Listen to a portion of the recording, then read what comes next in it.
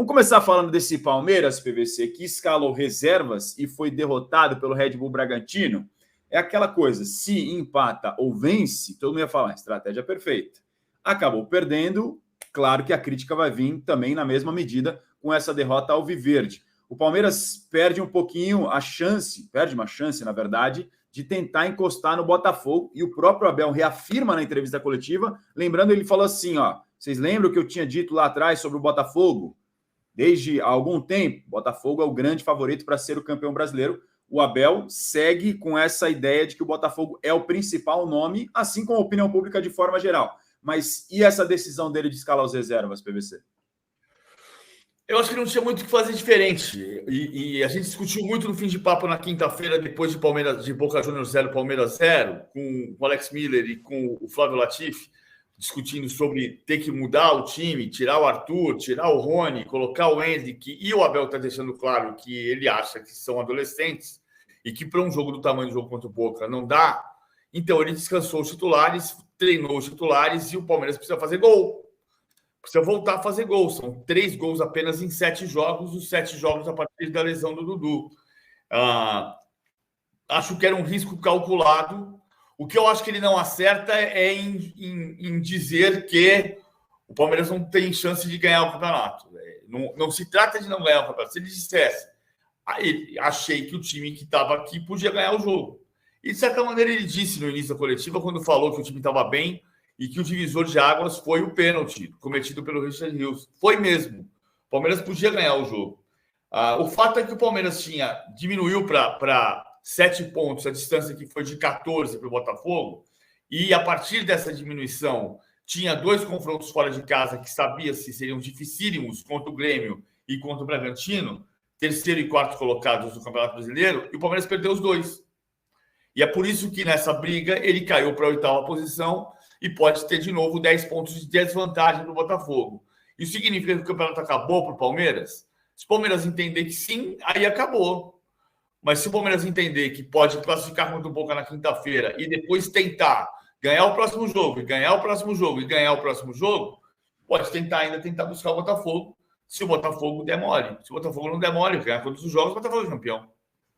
A tabela do Campeonato Brasileiro, para a gente ilustrar um pouco para vocês, o Botafogo com 51 pontos, o Bragantino agora chegando a 45, passando o próprio Palmeiras, e o Grêmio, o Flamengo tem 43, mas o Botafogo, você está vendo aqui, 24 jogos, tem um jogo a menos, vai completar exatamente hoje contra o Goiás. E o próximo jogo do Palmeiras ao qual o PVC se referia é contra o Santos, clássico da próxima rodada do Campeonato Brasileiro. Claro, antes tem a grande semifinal da Libertadores contra o Boca Juniors, duelo de ida 0-0 fora. E aí o Hendrick vai e faz o gol dele, PVC, e tinha muito essa... Eu tenho visto, né, torcedor... Não sei se grande parte da torcida seria correto falar, mas o Hendrick é um cara que o Real Madrid está olhando ali com lupa. O Hendrick vai, faz o gol, cumprimenta o Abel. O que você acha que esse gol pode representar para o Hendrick nesse momento do Palmeiras, já de olho numa semifinal contra o Boca, na qual não me parece que ele vai usá-lo, camisa 9? Não é que não vai usá-lo. O problema é que o que eu entendo que esse jogo de ontem era um vestibular para o ataque do Palmeiras, porque o Palmeiras está usando os reservas nos jogos mais difíceis só depois dos 35 do segundo tempo. E é isso que está errado. É esse o ponto do Abel não confiar nos jogos grandes, nos jogos adultos. Ele não confia nos adolescentes que tem. Ele não confia no banco. Então, ontem, o que houve de novidade? Hendrick e Luiz Guilherme jogaram bem. Isso significa que o Abel vai confiar mais? Eu acho até que não. Eu acho até que ele vai repetir a mesma estratégia e só vai mexer depois dos 35 do segundo tempo e vai tentar ganhar o jogo com o time titular. Mas vai chegar um momento em que ele vai precisar de banco. E talvez precise do banco se o jogo estiver muito enroscado, difícil, sem conseguir abrir a defesa do Boca, ele pode precisar colocar mais um atacante ou mais um atacante e ver o que vai acontecer. E para isso ele precisa confiar no banco. Ontem o Hendrick deu noção de ser um jogador confiável, mesmo que o Abel olhe para ele e pense que aos 17 anos ele não tem estatura para jogar uma semifinal contra o Boca Juniors. E mesmo que o Endrick eventualmente esteja pensando nessa música da Champions League, a qual acaba de tocar no celular de PVC, já, claro, sonhando com um dia defender a camisa do Real Madrid na maior competição de clubes do planeta. Aqui no chat já várias opiniões, o Adriano Félix achando que o Abel errou, que ele deveria poupar o ataque da base e colocá-los para jogar contra o Boca, porque o ataque titular do Palmeiras está mal, inexiste. A molecada está pedindo passagem. A Cristal está com a gente também aqui, torcedora do Botafogo. Se eu não estiver enganado, você me corrige. A Cristal está sempre com a gente. O Paulo, o Enéas está falando sobre o tema Soteldo, a gente vai falar aqui na sequência no de primeira. O Vitor também mandando mensagens falando da responsabilidade da diretoria sobre a falta de reposições para saídas do Palmeiras, e o Ivan Nunes, claro, também ressaltando que a gente acabou de falar desse toque do celular do nosso querido PVC. A gente vai ter já o Luiz Rosa para conversar com a gente também sobre se o Abel acertou ou errou em poupar contra o Bragantino, mas antes, PVC, sei que você tem informação importante sobre a semifinal contra o Boca Juniors. Qual que é o plano, a estratégia do Abel para o jogo da volta? A ideia de escalação é o mesmo time da Bombonera ou vai mudar alguma coisa? A tendência, grande tendência, é o mesmo time igualzinho.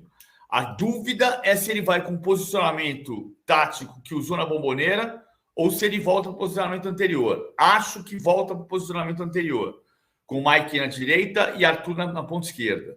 Então, o Everton, Marcos Rocha, Gustavo Gomes, Murilo e Piquerez, Zé Rafael e Gabriel Menino, o Mike, Rafael Veiga, Arthur e Rony na frente. E os meninos vão entrar no segundo tempo.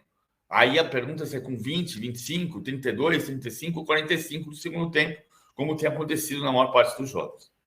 Essa demora para alguns no Abel mexer no time é o que tem realmente causado algum certo tipo de ruído aí no Palmeiras. A gente está vendo a escalação do Palmeiras que o PVC acabou de citar, do jogo de ida na Bombonera. Então, a tendência de um mesmo time, o Palmeiras ainda tentando buscar o seu caminho sem o Dudu.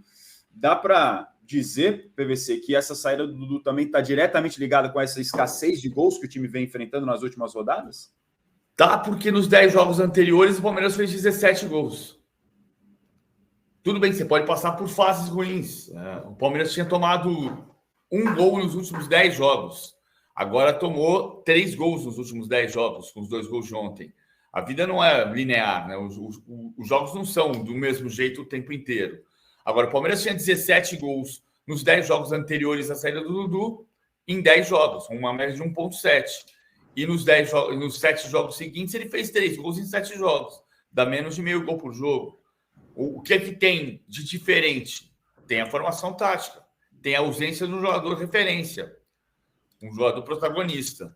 Eu não gosto desse termo que a gente está usando da Argentina, de jogador de hierarquia. A gente nunca falou assim, né? Não é hierarquia, ele não é chefe de ninguém. Eu gosto de protagonistas. O Dudu é um protagonista do Palmeiras. E a ausência do seu protagonista coincide com a falta de gols. Para mim, uma coisa tem a ver com a outra.